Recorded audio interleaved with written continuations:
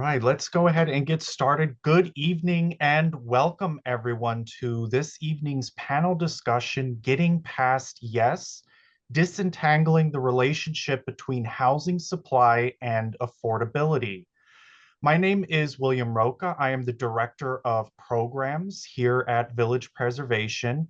And before I hand it over to our panelists this evening, if you're unfamiliar with Village Preservation, just want to quickly tell you a little bit about who we are and what we do.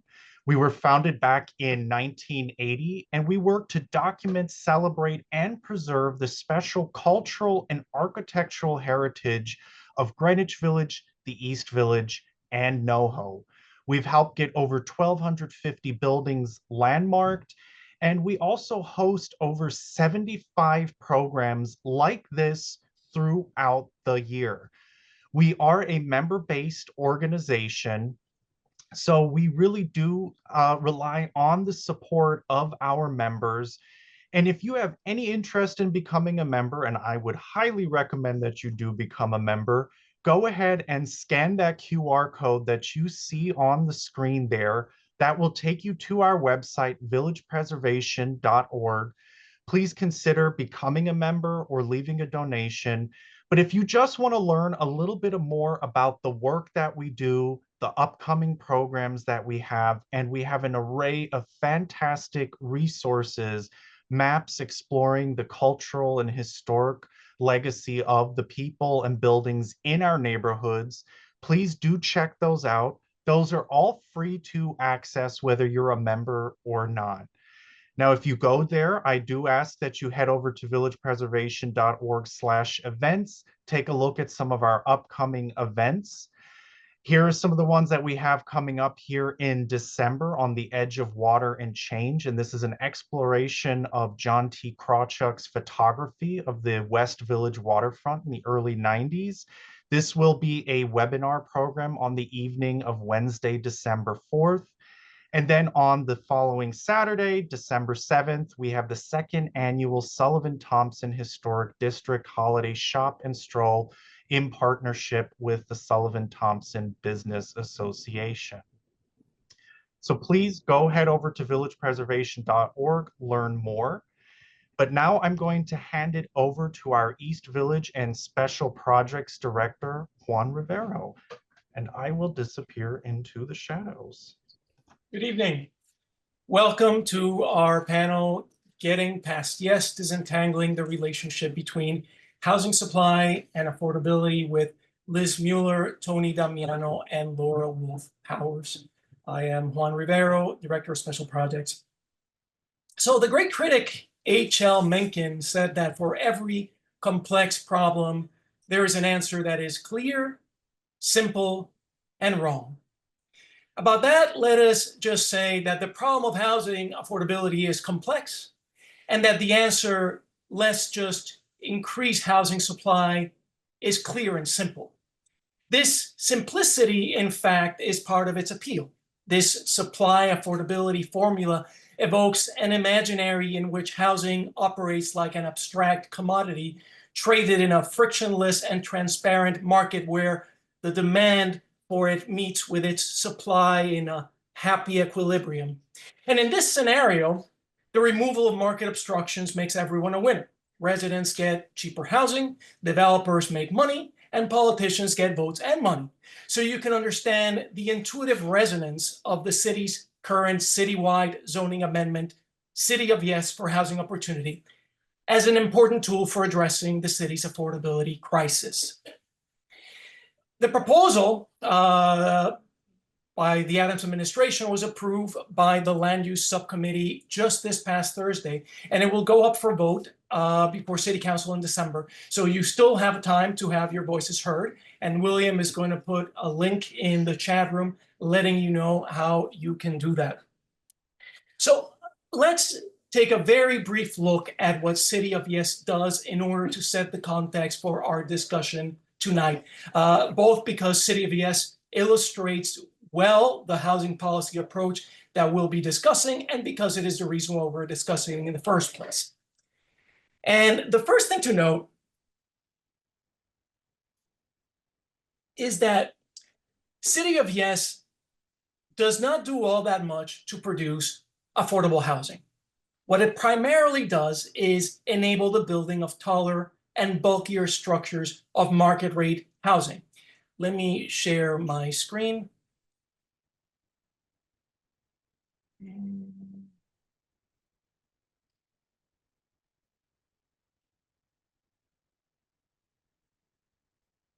Okay, so let me give you a few of the highlights.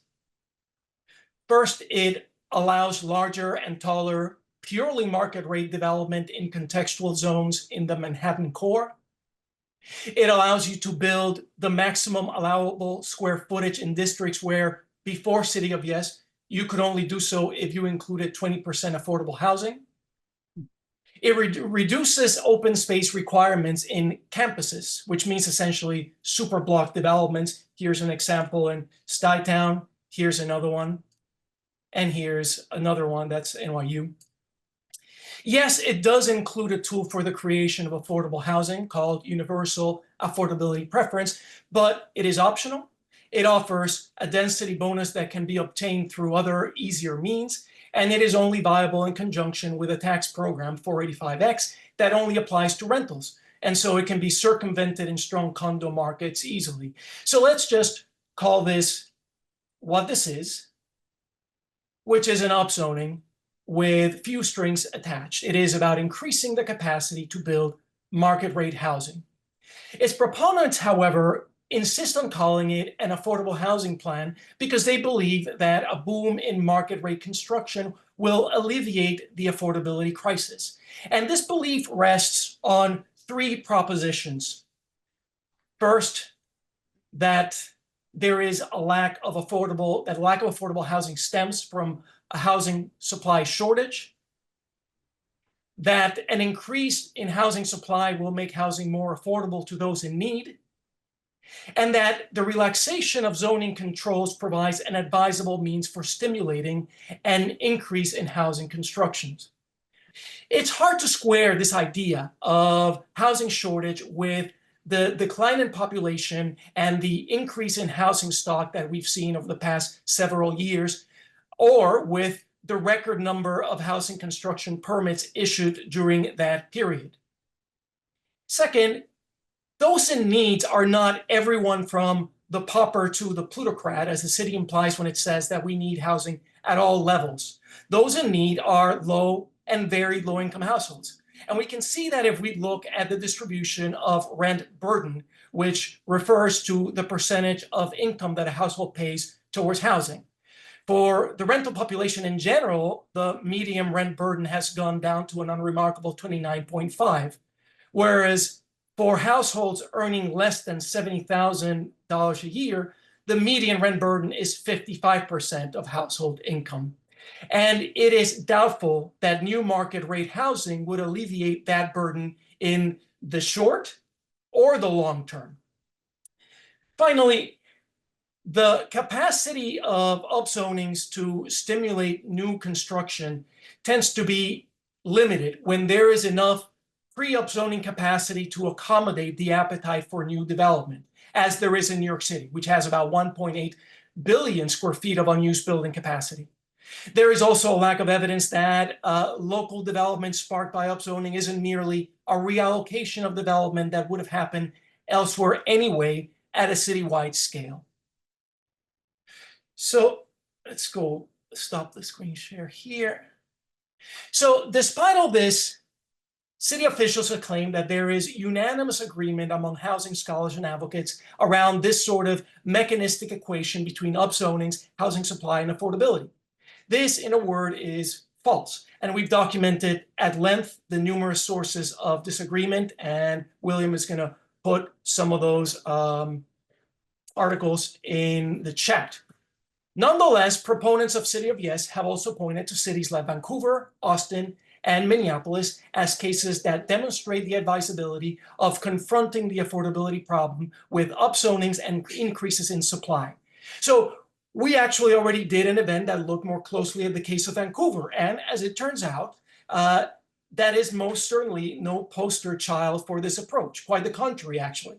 Yes, Vancouver has seen an explosion of housing construction unparalleled in major North American cities over the past half century, tripling its housing stock during that period. It is also has the highest housing prices in the third housing prices in the world relative to average incomes. So William is going to pop in the chat the link to that program in case you want to check it out.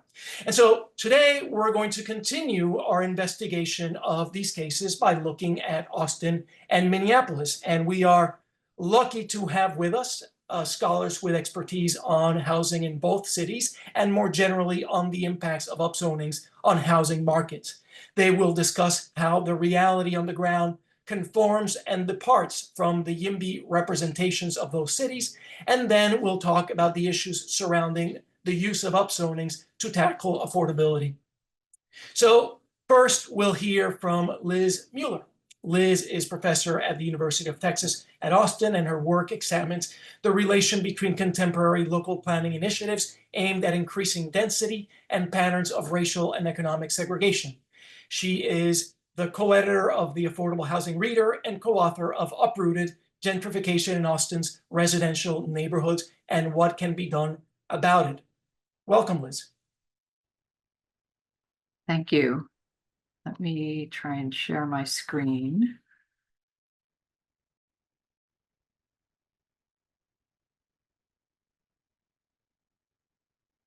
All right, can you see it? Yes, okay, good. So thank you for that introduction. I'll just add that I've been an Austinite since 1997, and before that I taught at the New School, so right there in the Village.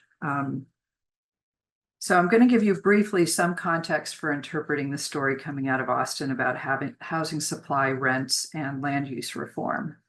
So for you New Yorkers, that dot, the blue dot, is Austin in the middle of the big tomato soup that is Texas. That's Stevie Ray Vaughan. If you don't know who he is, you should Google him. And then that map is showing a lot of the central neighborhoods in Austin. And just for reference, you can see UT in the middle, and the Capitol is right below it, and then the Central Business District. So, and that's kind of the heart of the city in terms of employment.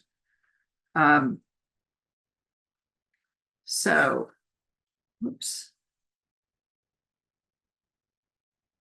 Here we go. So I'm going to go over a few themes. The first theme is growth. Austin's population has been doubling every 20 to 25 years. You can see at the bottom our national ranking. I think we've now fallen back to 11th largest city, but you can just see just the explosion of population that's happened in the region. I first moved there in the late 90s, and it seemed like a really sleepy town. The downtown was dominated by surface parking lots and funky music clubs, and the Capitol. It went from being a very affordable city in the 90s to being the least affordable housing market in the state. We're not at coastal levels, but it's still very shocking for longtime residents and for low-income residents. Growth has brought a surge in housing prices and in the share of the population paying more than 30 or 50% of their income toward their housing costs. Median home prices have more than doubled between 2011 and 2023. Median rents have also risen and fallen, and I'll get to that later. But I want to also highlight, as of 2021, according to HUD, close to 40,000 households earning less than 30% of our area median income, or around $27,000 for a 3-person household, were paying more than half their income for their housing costs. And these were mostly renters, but there are some low-income homeowners still. Another 15,000 with incomes up to around $45,000 were also severely cost-burdened, paying more than half their income for their housing costs. And that was about 74% of that income band. There are over 116 households earning less than 80% of our median family income, which would be earning less than around $71,000 for 3 people, that are paying more than 30% of their income for housing as of 2021. So we've always had, like every place, a kind of crushing housing burden for the lowest income households. Now the burden is kind of spreading upwards, which adds to the challenge politically for, for what we should be doing and whose needs should be the focus of our attention.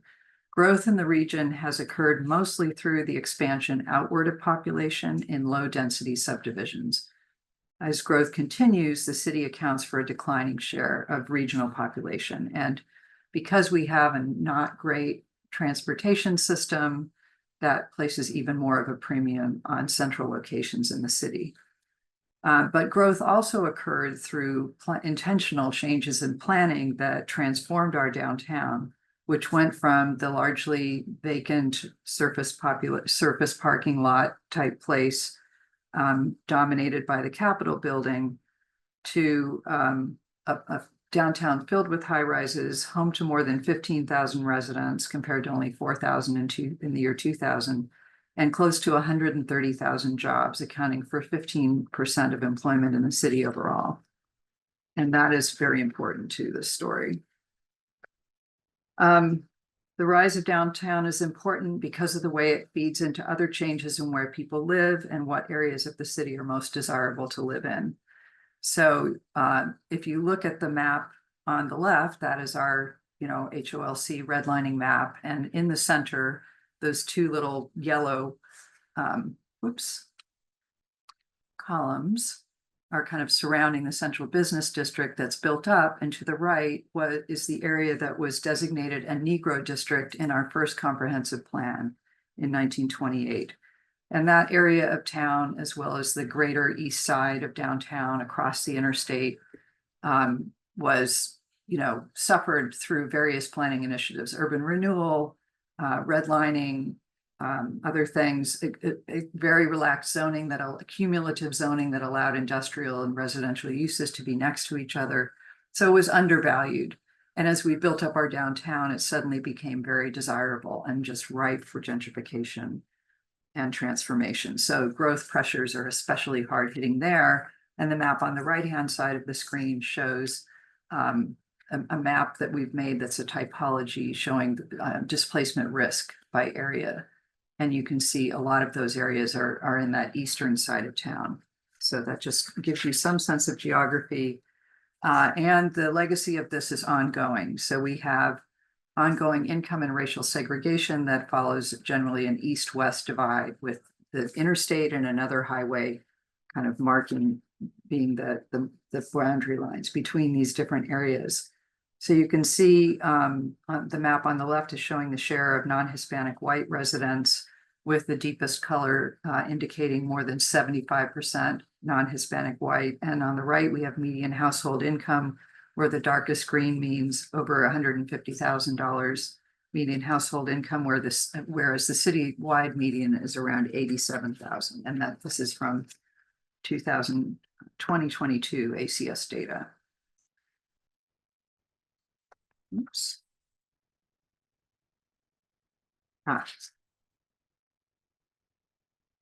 So in terms of planning, the map on the left is showing you our current zoning map, which shows that we do have most of the residential areas in the city are zoned for very low density development. We adopted a comprehensive plan in 2012 called Imagine Austin.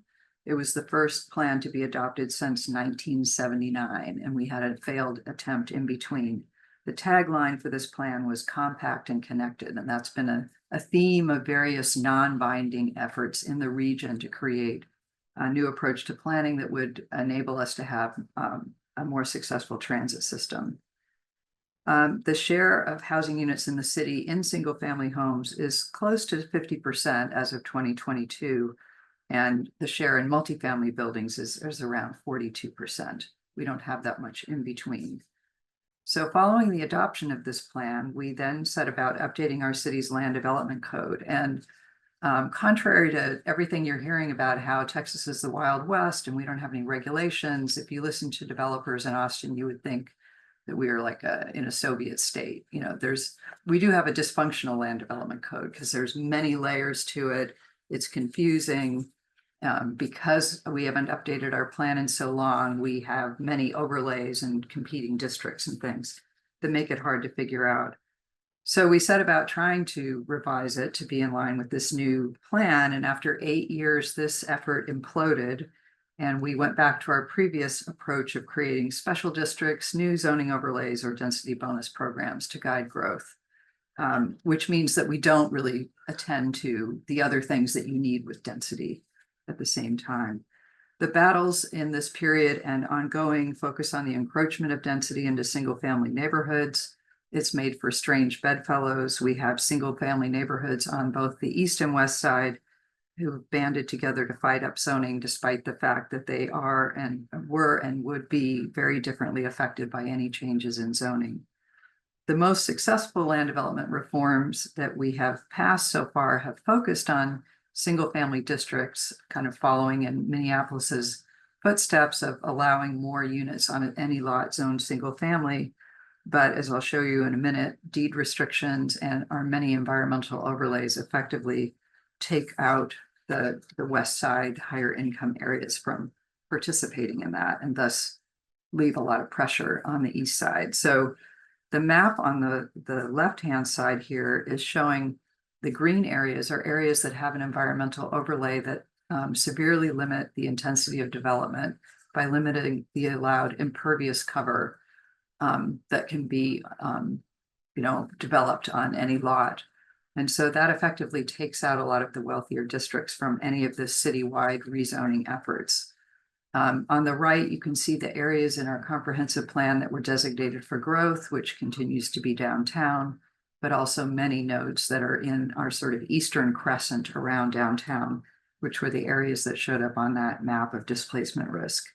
We're also currently planning for a major expansion of our transit system, which is mostly bus-based at this point. This will involve creating TOD districts while also trying to prevent displacement. We did pass a bond, a $300 million bond for anti-displacement efforts. And many of those station areas also will fall within the areas that are shown to be high risk for displacement. So this is the context for the surge in construction of large format multifamily rental housing in Austin. Like most places, we don't have enough land zoned multifamily. So the siting of these has largely occurred through rezonings, and those typically go through without too much trouble. Now this is being overlaid with new zoning categories that include affordable housing, although income targets are the result of negotiations between the developer and the surrounding neighborhoods often, rather than being aligned with need-based metrics in the city. And because there's now most of our rental housing, this large rental housing tends to be along corridors, and we were called out recently in a study put out by the Joint Center for Housing Studies at Harvard for being high in our segregation of renters and owners, and they called out our pattern of having all our rental housing on these corridors and kind of none of it more dispersed throughout the city.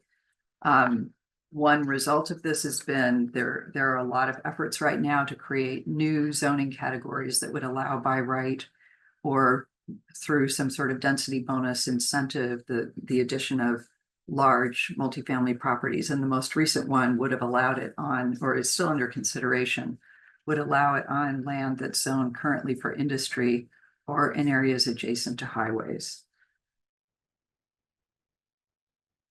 So this data that I'm showing you here comes from a proprietary data set that I have, which is of information about multifamily properties with at least 50 units in them. You can see here that the rent per square foot doubled between 2010 and 2022, but it went up halfway by 2020, and then the rest of the way between 2020 and 2022. So that's where we really saw the most dramatic growth in rents during the pandemic. A lot of builders entered the market in response to those high rates, and also because of low interest rates and other factors that were favorable to building at that time. But the amount coming online, as indicated by permit data that I'll show you in a minute,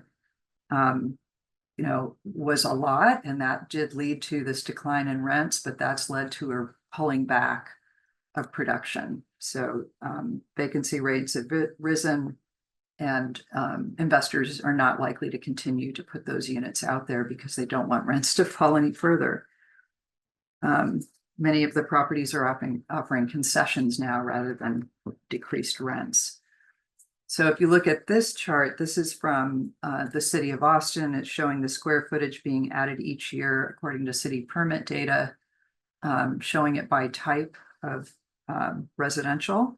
And so you can see that there's a great surge in the multifamily, the orange part, and it hits its peak in 2022, but then it falls off sharply after that. And that is, again, a response to the fact that there was overbuilding, there was too much of it, and the investors and developers don't want those falling rents. So they're likely to, this happens, you know, we go through these phases of building and then falling back and building and falling back in response to rents. So I think we're unlikely to see the same level of building until all of what's out there has been absorbed. So we're building a lot of this Class A, the high-end, you know, so-called luxury rental housing. We're losing a lot of the low end, which is the, I hate this phrase, but naturally occurring affordable housing where most low-income renters live, especially in Austin, where we have a much smaller supply of subsidized units than New York does. So, you know, you can see here our current stock of these large units in Travis County, you know, and most of them are Class A. That's where the surge is.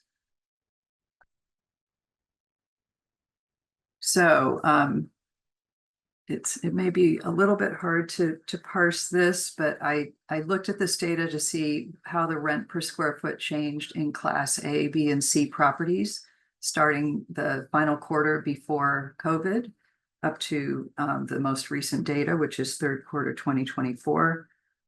If you start from that initial starting point, Class A rents are up 5%, Class B rents are up 20%, and Class C rents are up 13%. If you look instead at the peak, which occurred in the second quarter of 2022, the peak rent to now, then you see a decline. Class A rents are down 16, Class B 11, and Class C 12. So, you know, the focus in all the media is about this most recent period and the fact there's been this decline. But if you look kind of more broadly, we're just going back down. We're not getting all the way back down to where we were pre-pandemic. And I don't think we're likely to get back up to those, you know, to the level of production that we had before. Then just a quick experiment I did, inspired by Tony's paper, but using a much cruder methodology. I decided to look at the submarkets within the city that had added the most units and see what had happened within those areas. So this is one in the northwest part of town. There were 3 areas that had added a lot. This area added over 7,000 units since 2019, most of it built in 2020 and likely came online in 2021. If you look at from the peak rents till now, Class A rents declined 22%, Class C declined 15%. But then if you look again, starting in 2019 till now, you see that Class A rents are up 10% from where they were in the end of 2019, and Class C rents are up 23% compared to where they were in 2019. I then looked at another submarket in Northeast Austin, which has historically been more of a minority, moderate income part of town that's adding a lot of rental housing now. And a similar pattern was taking place. So if you look at from pre-pandemic to now, Class A rents are up 8%, Class B up 11, Class C up 17.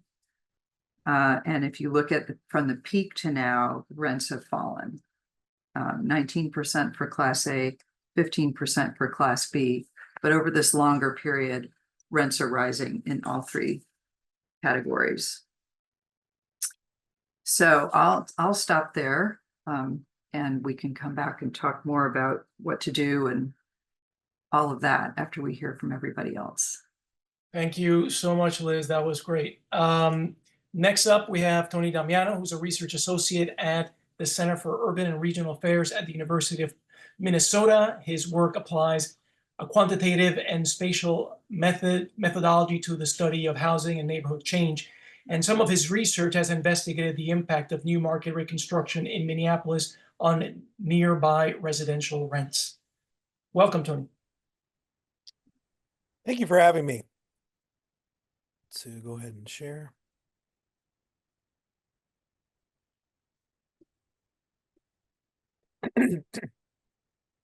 Everyone see me? See this all right?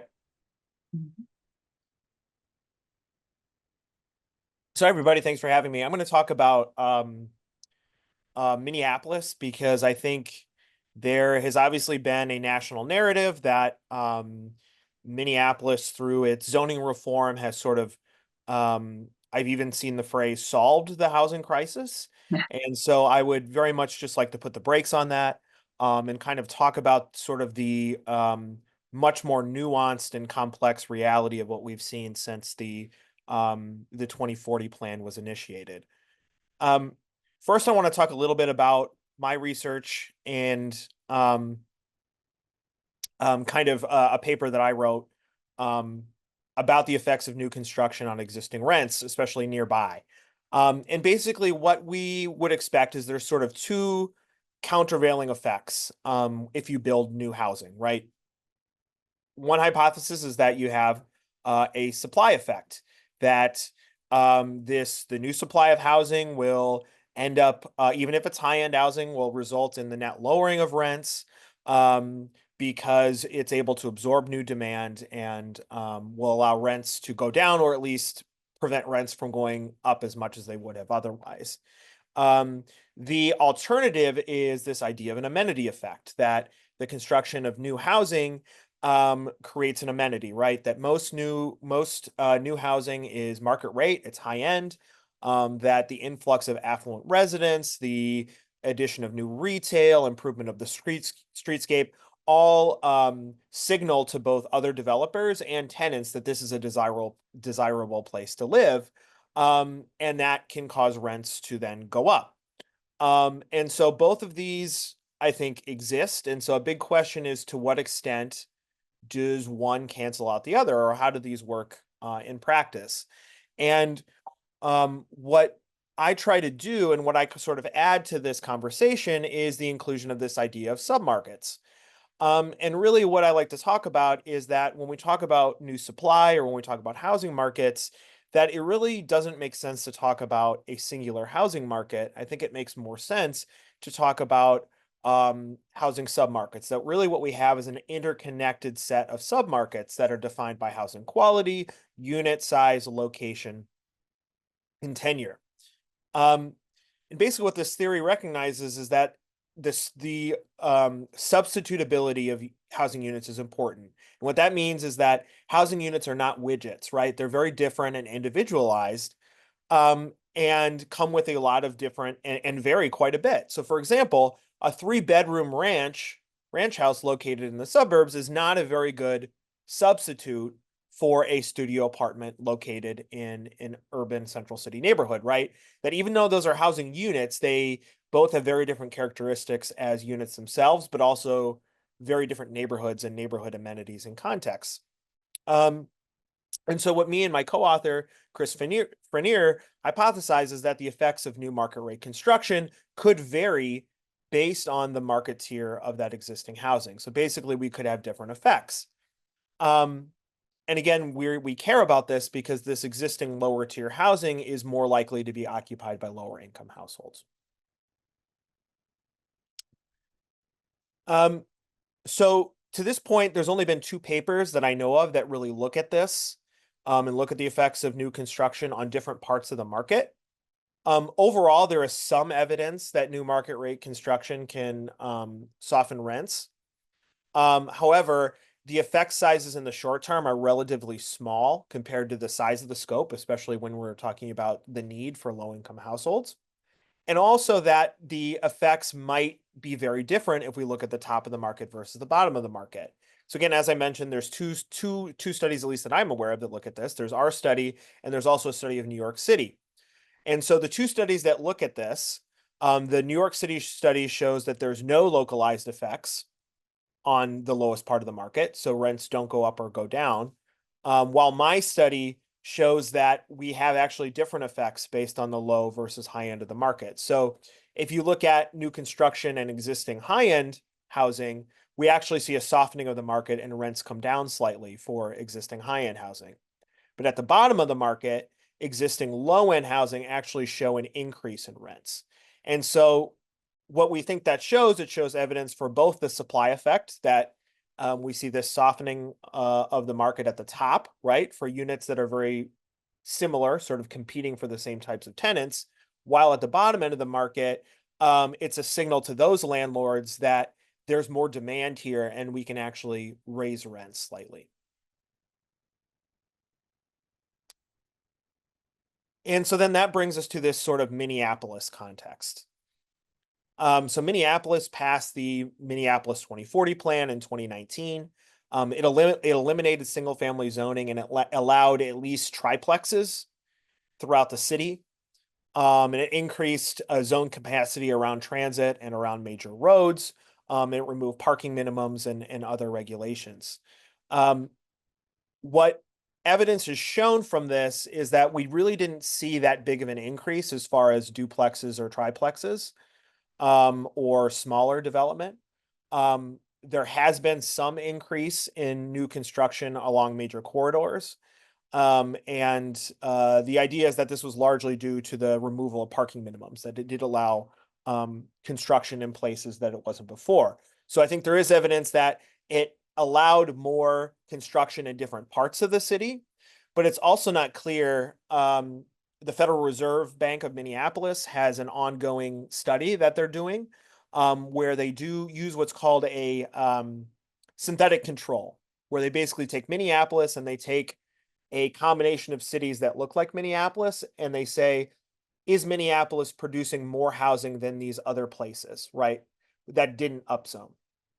And what they find is in the aggregate, at least to this point, again, I should say that like things can change, but at this point, they haven't found any evidence that Minneapolis has produced more units or that there's been a broad effect on the market due to these changes. And so I say that compared to, I want to compare that to the national narrative.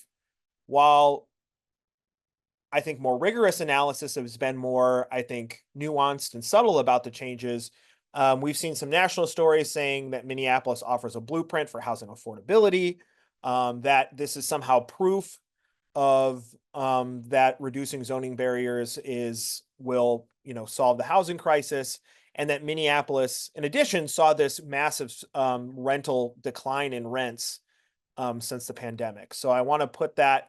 I want to show you what the national narrative is, and I want to take a step back and see what is there evidence? Is there really evidence for that or not? As you might imagine, the reality is much more complicated. There is some evidence that the rental market softened at the top, but we see a much different scenario when we look at the whole market, and I want to talk about that. So a lot of the data that you see that talks about Minneapolis uses what's called rental listing data. So this is data that comes from Apartment List or Zillow or Zumper, or there's a lot of different websites. And when they get quoted, they'll say, well, the rent went down. Well, those sites, are not looking at rents for the entire market. What these websites show are advertised rents for vacant units in professionally managed buildings that post them online, right? And so that's a very different universe from looking at all housing, when we know that, and many of these sites will acknowledge that their listings are tilted towards higher end housing, right? Higher end housing is much more likely to be listed on these websites rather than through word of mouth or through the newspaper or other informal means, right? And so all of that is left out of the rental listing data. And I think that's a very big missing piece, because what I'm going to show and what I have on this page is looking at the census data from the American Community Survey, which samples all tenants, right? And so we're able to get a broader picture of the entire market. And so when you look at census data during the same time period as this piece, from the Financial Times, what we see is a much more complicated story. If you start at the far right, you can see the change in rent between 2017 and 2022. And there is some evidence of the market of rents softening for the highest income tenants in the top quartile. But as we move down the income scale, we see very different effects. We see a slight softening of rents for the third quartile, but once we get below the median, so these are lower income households, we see that rents actually went up. And I want to point out here that at the same time that rents went up, incomes were also going down for lower income households at the same time. And so again, I think this is important, and how we actually have from a housing affordability standpoint, we're in a net worse place now than we were 10 years ago in Minneapolis. Now, that doesn't mean I think the 2040 plan is responsible for this, or that I disagree with the reforms. I think the reforms were generally good. Again, reversing longtime patterns of racist single-family zoning in Minneapolis, and I think have the potential to provide more density, improve sustainability, et cetera. But that's a very different story than saying that all of a sudden low income people are now in great shape in Minneapolis, which is not true.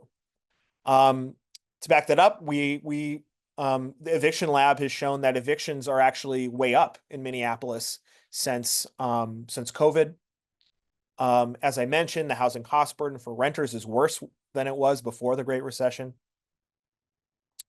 And on top of that, since 2019, the population of Minneapolis has shrunk or remained stagnant, is roughly the same as it was.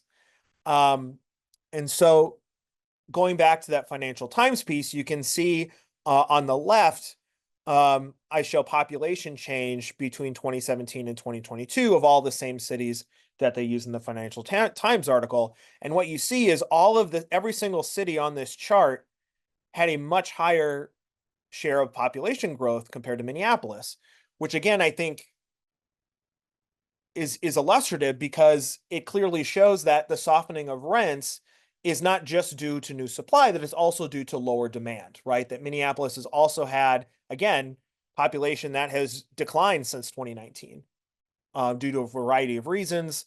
The pandemic, possibly the urban uprisings after the George Floyd murder may also have softened the population growth.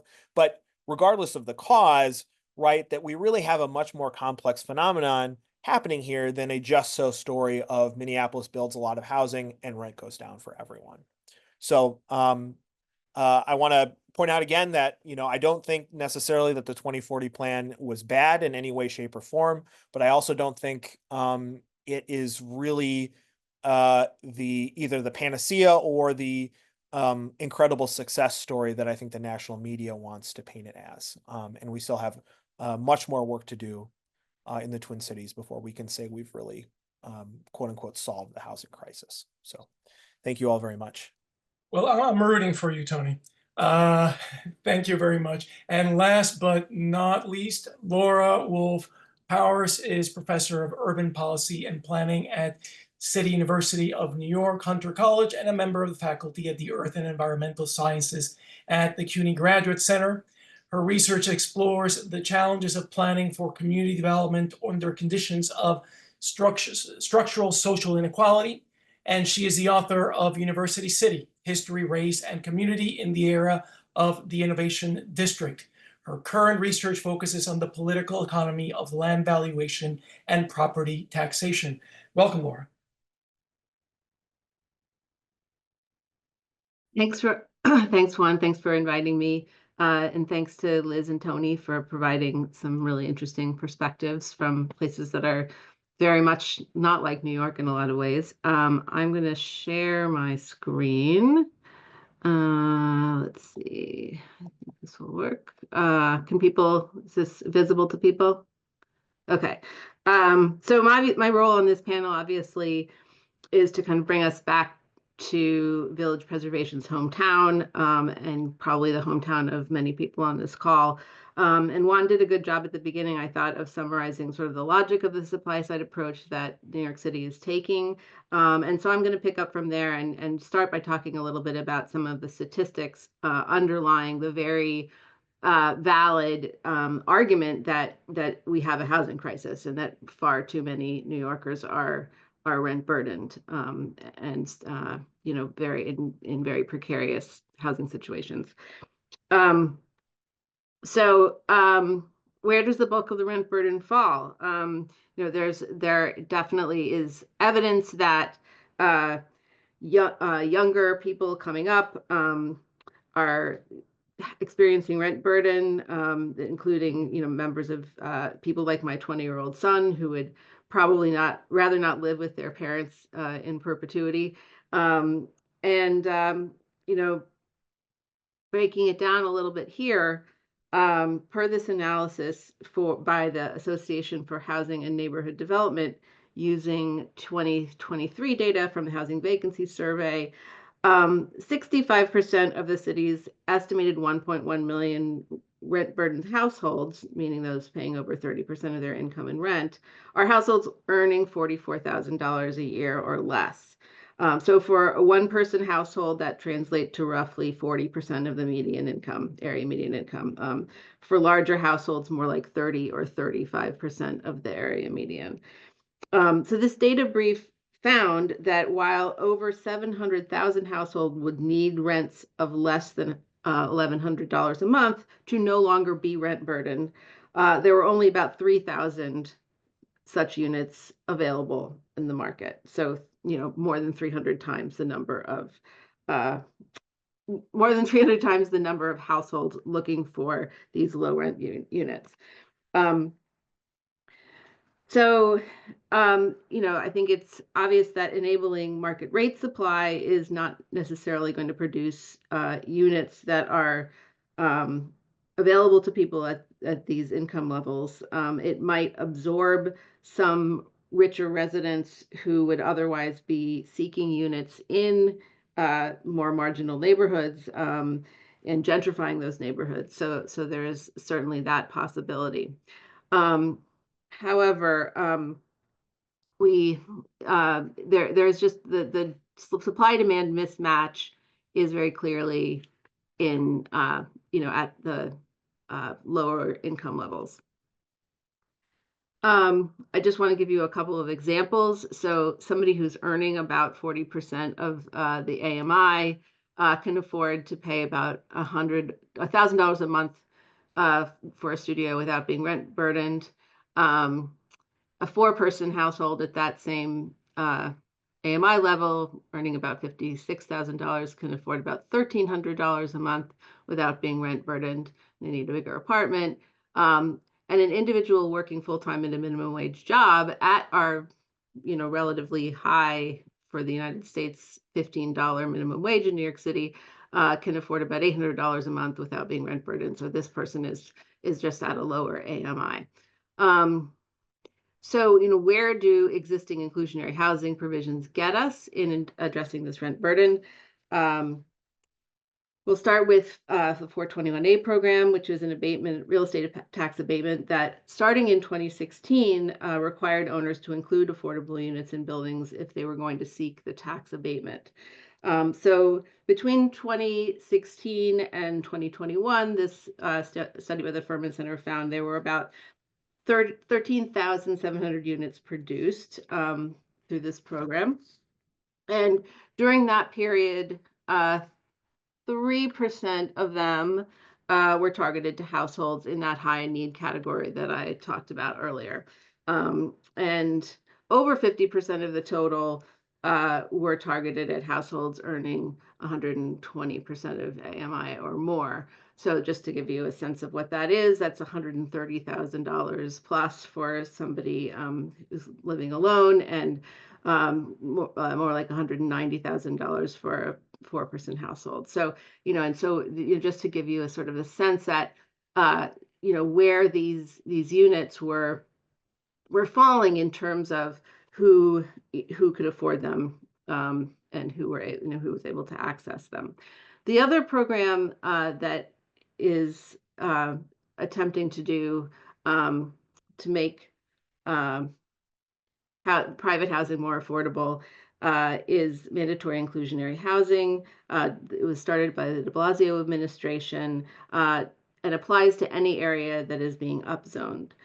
Understanding the different options under this program is kind of a mind-numbing experience, but the thing to know is that developers have to dedicate, for the most part, 25 to 30% of their floor area to permanently affordable units. And in terms of how affordable the units are that get built in the program, there are definitely many units that are available to households like the one on the slide I showed before. Because this is an average. So, if you're taking option one, you might be providing some units at 100% area median income, and then others at 40%. But there are also a lot of units at 120% and 130% of AMI, where the demand for affordable housing is much smaller, and therefore the most intense competition, the lowest odds of success, is for people whose eligibility is for the lower rent units under MIH. So MIH is helping, but it's not doing enough, I would argue, and a lot of advocates are saying that it needs to be revisited. And sort of in relationship to that, well, I'll first just sum up this part of the presentation by saying that an op-ed that I published in August sort of suggested that in addition to looking at the zoning code, which is, again, sort of similarly to Tony's relationship to the 2040 plan, I don't have a lot of objection to creating the option for building more housing. But I think that in addition to that, we need to think a lot harder about demand side rental subsidies and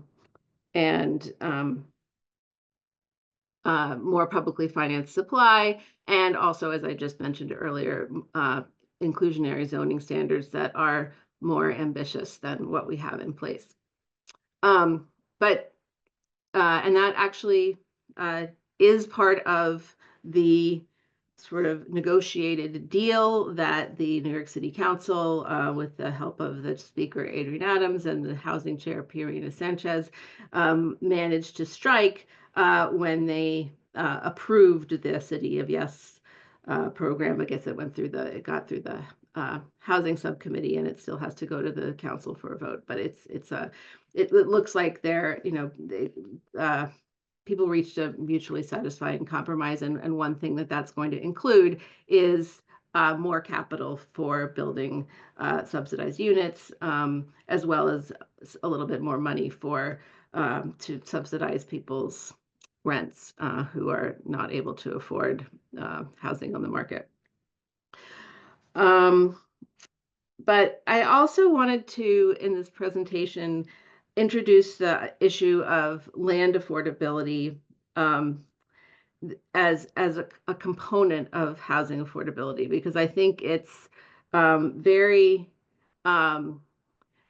important to remember that when you're looking at housing, looking at places where people live, you're not only looking at a structure, you're also looking at a location.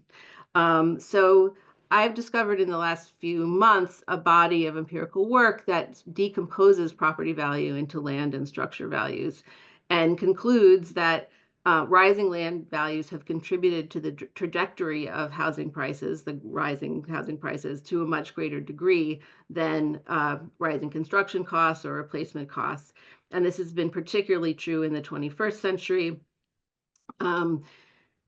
And particularly true in sort of the Anglo-speaking world. So just to take one of these articles, Davis and Heathcote, they conclude that between 1975 and 2006, the inflation-adjusted price of residential land in the U.S. nearly quadrupled, while the real price of structures increased only 33%. So, well, why do we care? I mean, we care because with land costs increasing, people have to borrow more to purchase housing, and debt rises relative to GDP, and people who are fortunate enough to own land or own sites, our locations have greater opportunity to accumulate wealth simply because their land happen to get more valuable due to what I would argue are mostly macroeconomic factors.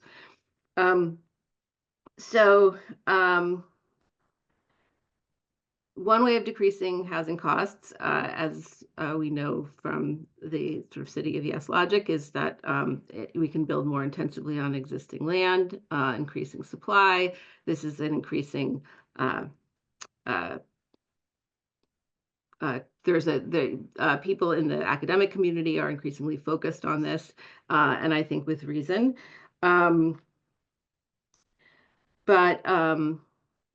Changes in bulk and height allowances, and this is my key point, are often capitalized into land costs even before development restrictions are officially relaxed, and certainly after they are. So that makes land more expensive.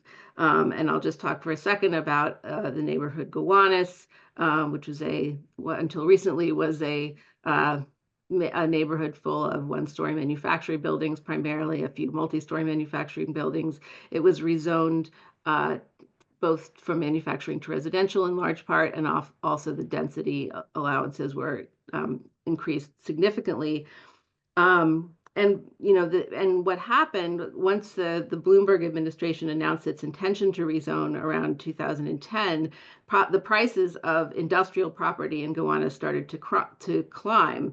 So you can see, so this dotted line down here is the price of industrial land in Brooklyn. And so they've started out in a more or less parity kind of situation of, $294 per square foot versus $215 per square foot. And that really reflected the value of what you could build at that time on those parcels under current zoning. But once this began, the rezoning rumors began, and you saw kind of a dip in the financial crisis in 2008.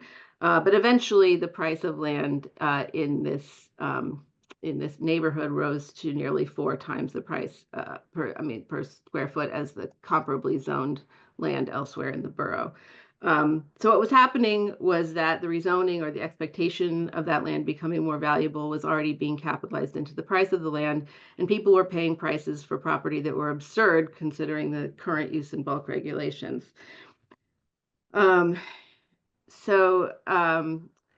Similarly, tax policy can get capitalized into land prices, as shown in this analysis by the New York City Independent Budget Office, comparing condominiums that had and had not received a valuable tax abatement from New York City. Property tax exemptions are supposed to lower the cost of ownership, and this report suggests that the average Manhattan condo buyer paid 53% of the tax benefit to the seller up front. So there are really the rising land cost, the value is captured by people who own the land, and then the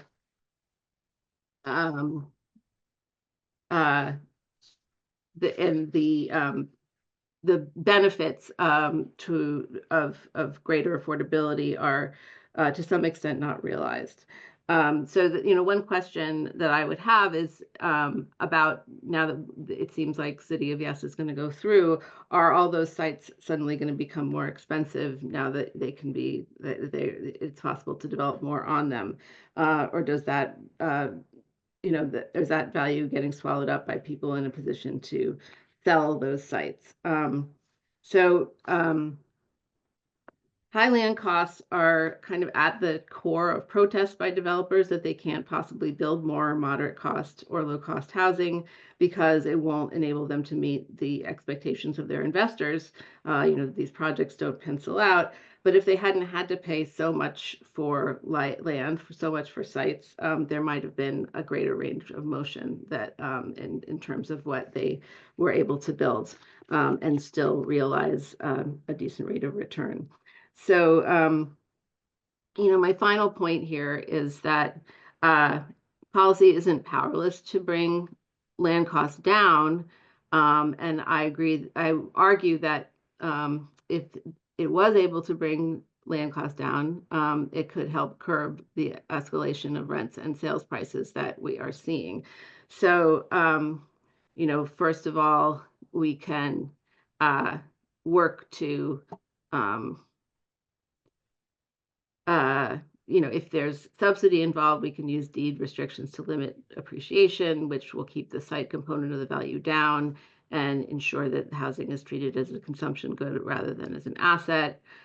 We can, in situations where government is about to rezone or about to engage in major infrastructure or amenity improvement, capture a greater percentage of the site value uplift that's created by those investments and changes. And there's actually a fairly good precedent for that in Vancouver. Also in the country of Colombia, there's something called the Betterment Levy, which really kind of just enables the state to realize the benefit, the financial value of the changes that it's making, as opposed to letting it get capitalized into land. And finally, establishing inclusionary housing requirements that are more ambitious, so that developers do not overpay for land, and then they have the flexibility maybe to offer more units that are targeted to those who are most rent burdened, and where the demand is greatest. So thank you, and I look forward to the question and answer. Thank you so much, Laura, and thanks everyone for your fascinating presentations. If anyone has questions, I see a couple of them in already, but just put them in the Q&A little icon there at the bottom. So I was going to ask Tony and Liz why we, where this idea that these cities are poster children for the proposition of supply leading to affordability. But I think that you've answered this, pretty conclusively. And what I took out from both of your presentation is that the relationship between these factors is far more contingent, and both of you painted such a complex picture that I don't know how I would even begin to answer the question that I'm about to ask you, which has to do with how we draw lessons in New York from your experience in your respective cities. Just to summarize how I understood both of your cases.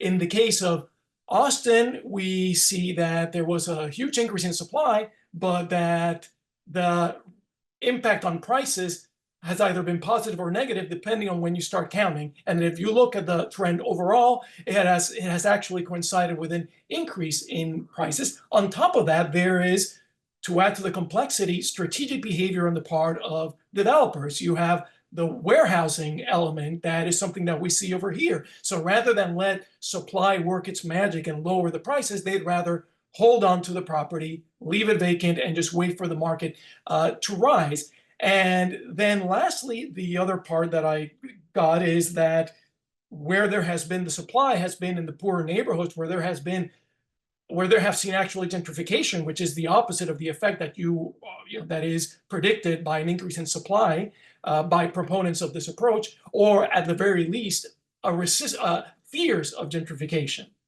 And in the case of Tony, it's even more extreme. We get that there was an upzoning, but there actually did not lead, under the analysis with the synthetic comparison, did not lead to any new construction. If there has been a decrease in prices, it has been fragmented by submarkets, and that the difference between the supply effect and the amenity effect is going to vary depending on where you look. And then on top of that, to the extent that there has been a decline, it may be attributed to a lack of demand and not to anything having to do with supply. So that's summarizing for everyone my big takeaways from the cases. So I'll pose the question to you now, just to put this in perspective, or to bring to relief the difference between the places that we're talking about. New York, as we know, is a renter town. So this is right there a big difference. We're 70% more or less renters. About half of our units, 45 of our units, are all rent regulated. So that brings a different layer of concern, because the possibility of displacement through the demolition or the buying out of these units is something that may be less present in your respective markets. And also we have about 10% of single family homes. So that that point of contention that I'm sure is present in a lot of the neighborhoods based on your presentations is less present here, although we have heard it in the City of Yes testimony. So just open the question, what can we learn from your from the experience there in New York? What are the big lessons?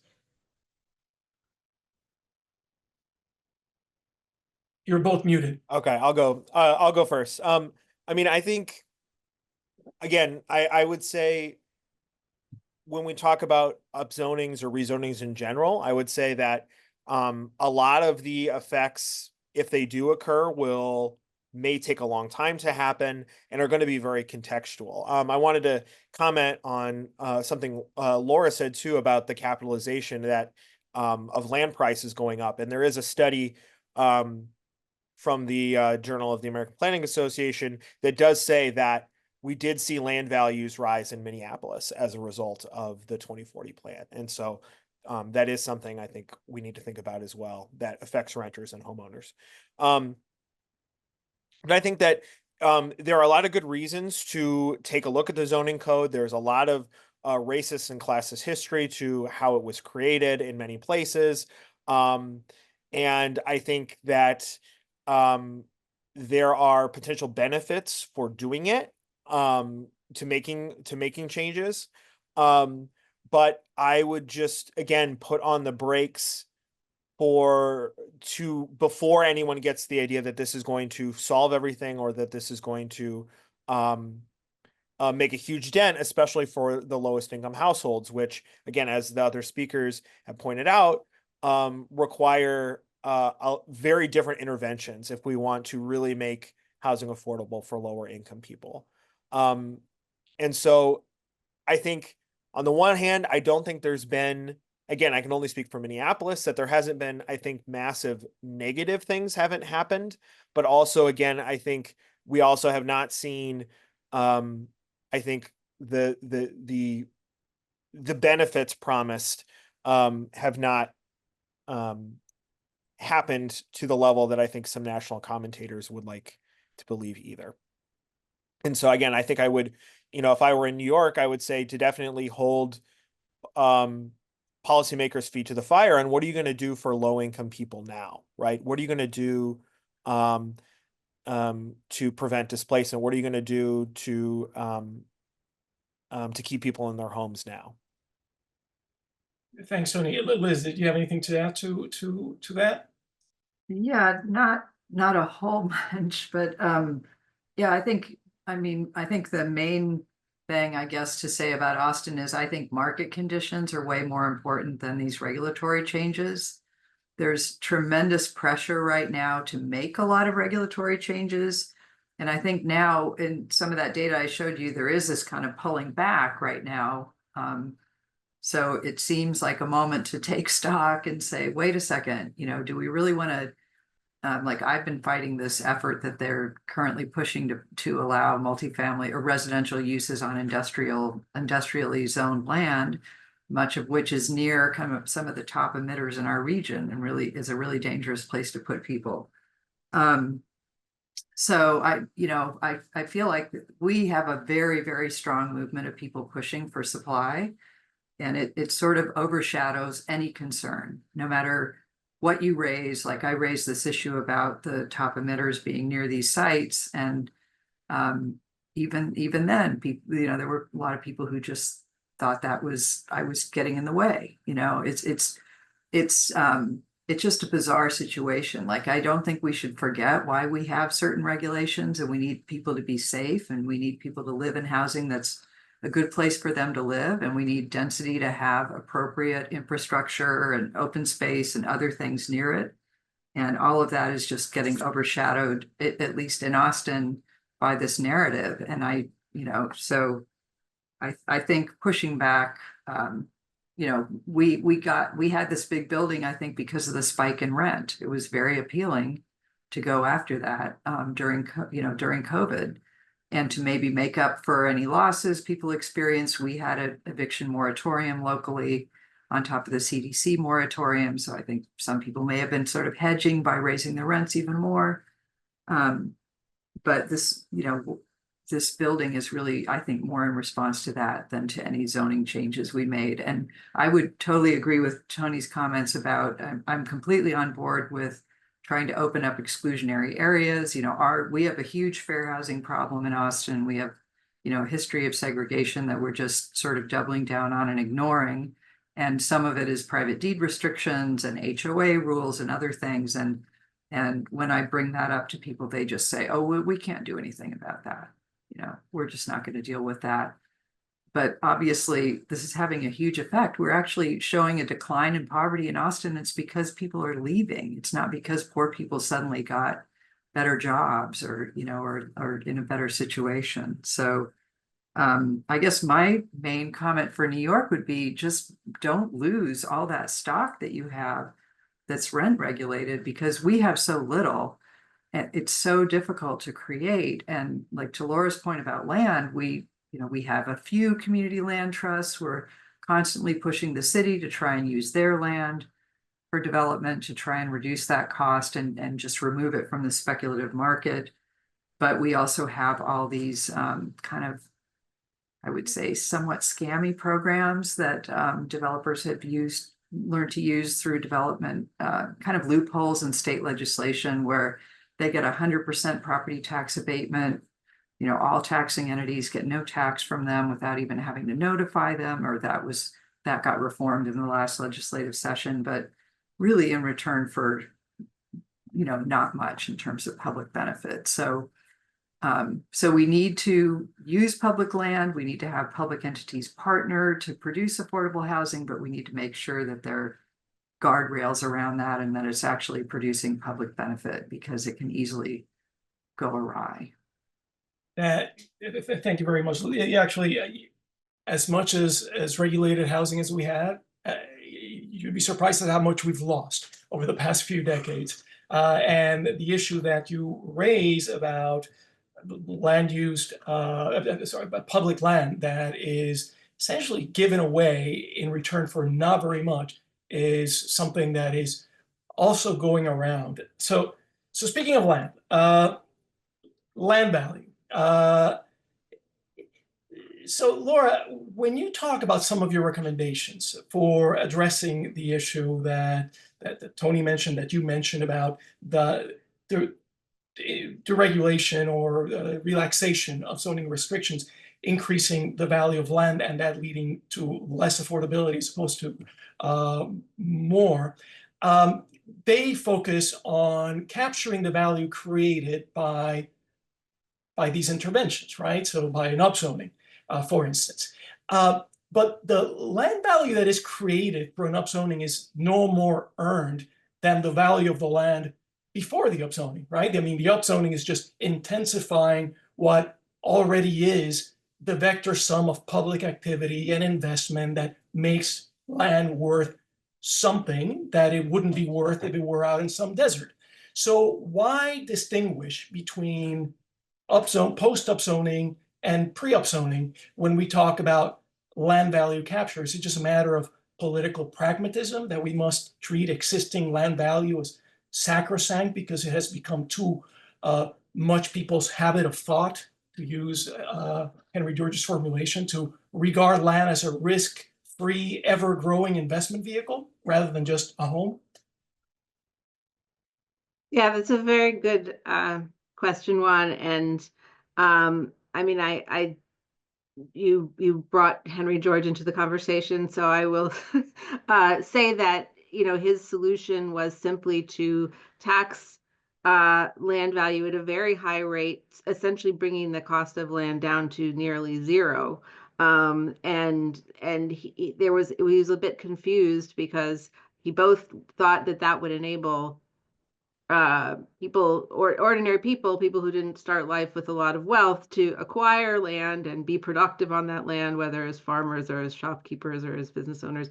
He thought that, and then he also thought that the tax would raise enough revenue that all these wonderful things could happen with it, that there could be universal public higher education and universal basic income and so on and so on. And but the thing is that those, if you have an intervention that it decreases the cost of land, that's good from the perspective of somebody who doesn't have that much money who wants to purchase land or housing. It's not great from a revenue generating perspective. So I think that it does sort of pose an existential threat to municipalities whose public goods are funded primarily through property taxation. I do think that there are a number of cities that have who tax land at a higher rate than, they use the higher assessment rate or a higher mill rate to tax land. And primarily what that does is just incentivize people who have land fallow and are leaving it vacant in hopes of a windfall to develop it more. And that's not something that we have a lot. I mean, that's, and in fact, the mayor of Detroit recently proposed a land value tax with the idea that vacant lots in that city could be, were being kind of held out for speculation. And if they were heavily taxed, that might, that it would incentivize development. In New York, we don't really have that as much of a problem with sort of vacant land or lack of productive development. I just think that you have land costs that rise every time a property is traded, and I think upzonings and infrastructure investments contribute to, and probably inadvertently, to rising land costs, and then rising land costs contributes to rising housing costs. One interesting policy that was proposed by somebody I know who's in Vancouver at University of British Columbia would be to create an alternative minimum income tax for people who have very high property values. Like, one problem with taxing somebody's land is that it's an illiquid asset. So it's hard to ask somebody who's sort of sitting in a house that's between the house and the land is worth millions of dollars. It's hard to ask them to to pay a tax today because they can't really access that value. So a workaround that's been proposed by these economists at UBC is to have people who own very expensive houses also tend to be very high income and not pay as much of their income pay as much income tax relative to their income as others. And so the idea would be that there would be this kind of alternative minimum income tax for people who have very, very high who own property that's very valuable.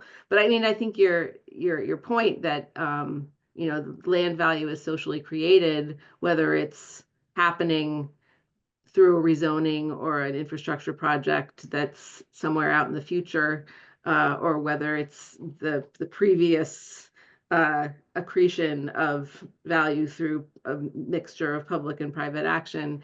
It's just very hard to get to to sort of distinguish essentially the difference between, if you will, the increment of value that's earned by the person who owns the land and the increment that's not earned.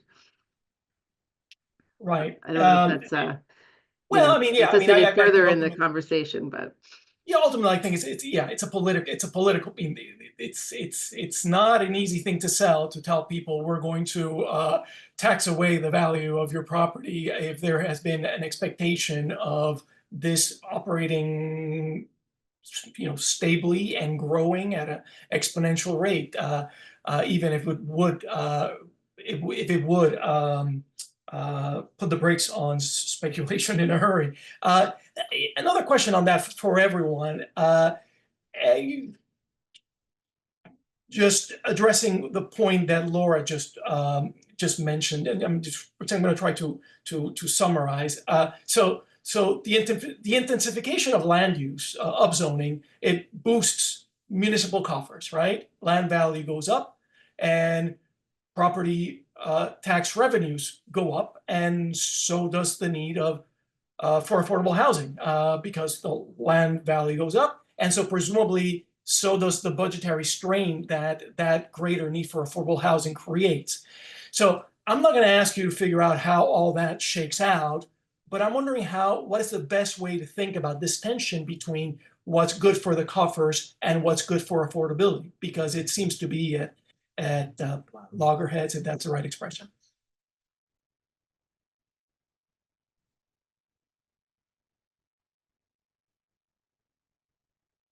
Or I can look to see if there are other questions in the. No, I could say something about that. Yeah, I mean, we're very property tax dependent here because we don't have an income tax. We don't have a state income tax. We don't have a local income tax. So anytime we abate property tax revenue, some people are going to be upset about it, or they'll see it as shifting the burden to them or to other people. So Do you have a sense, Liz, of what percentage of the municipal budget is funded by property tax, roughly? by property tax, it would be I think it would be a high percent. Okay, and just for context, New York, it's 40, but 40% of that is commercial. So about 24 comes out of residential. Yeah, I don't know off the top of my head. We did have a study a few years ago to try and see whether or not commercial was getting out of their share of the tax. A lot of property owners thought that the burden had been shifted to them. I think that study found that that wasn't true.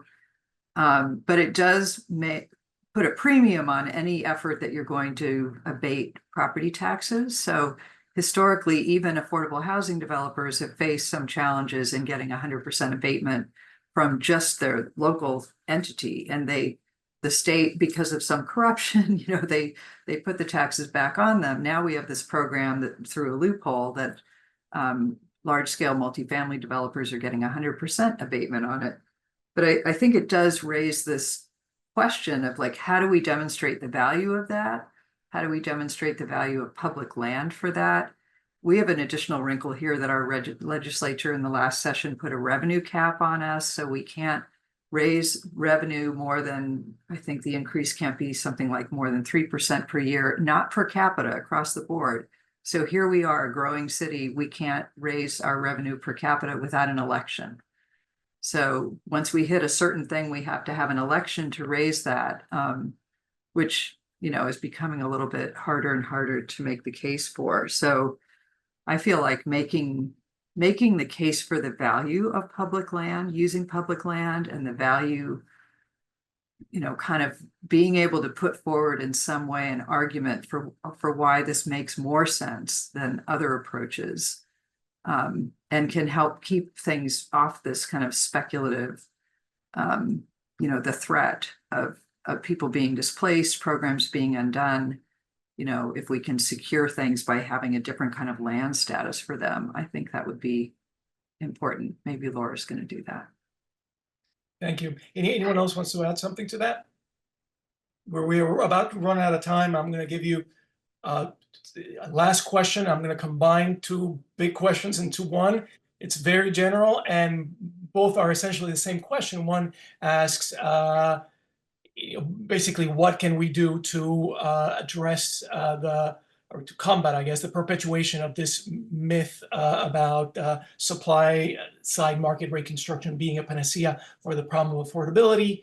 The second one asks basically the same question. How do we push back against this narrative? It sounds, Liz, like you're doing that and you're just swimming upstream. But if you have any thoughts of what has gotten traction in your respective cities, or if Laura, you have any thoughts to add as a conclusion to our very interesting discussion.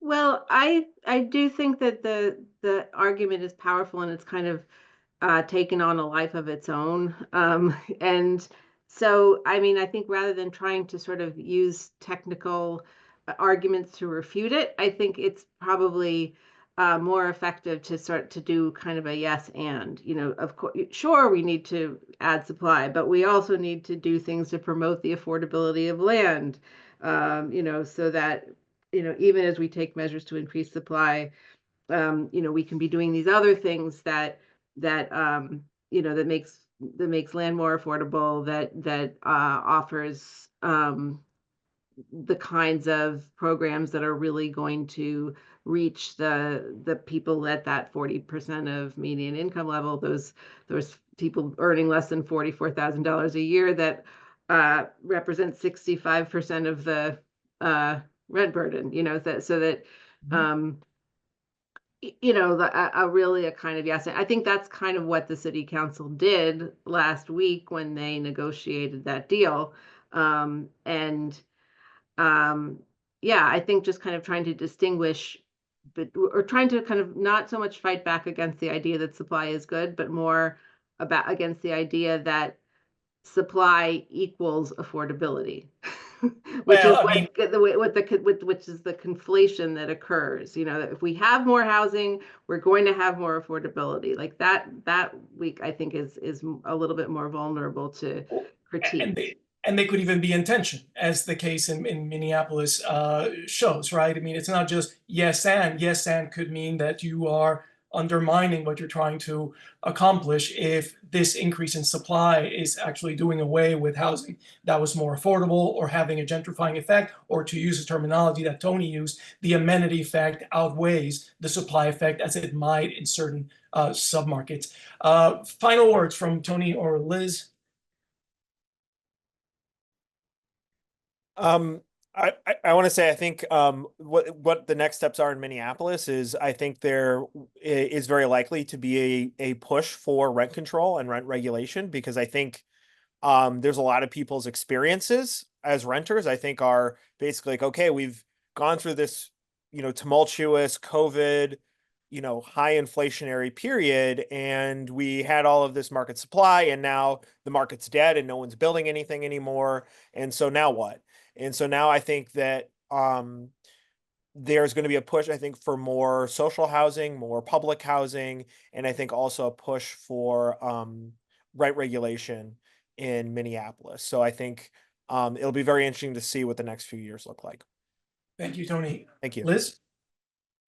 Yeah, it's a tougher narrative here. I think I found the thing that has had traction so far is very concrete examples of how something proposed could be harmful, how it overlays on past patterns of racial exclusion or other things, to just kind of, that does get people to go, okay, wait, we need to think about this a little bit more. That we've had many people arguing any housing is good, any housing is going to contribute to the solution.